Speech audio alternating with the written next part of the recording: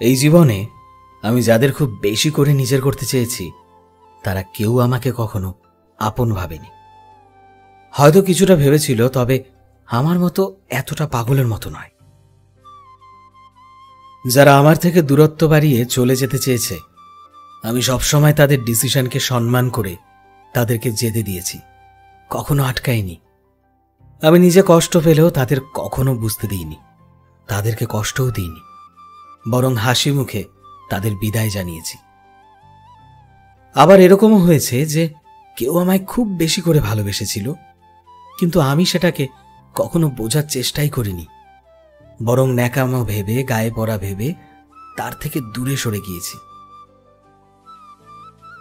জীবনে চলার পথে আমরা নানান রকমের মানুষের সাথে পরিচিত হই।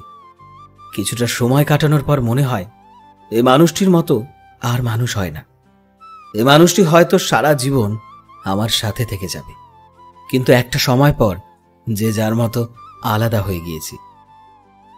নদী স্রোতের মতো এই জীবনে না জানি কত মানুষ আসে, কত মানুষ চলে যায় জীবনের স্রোতে ভেসে।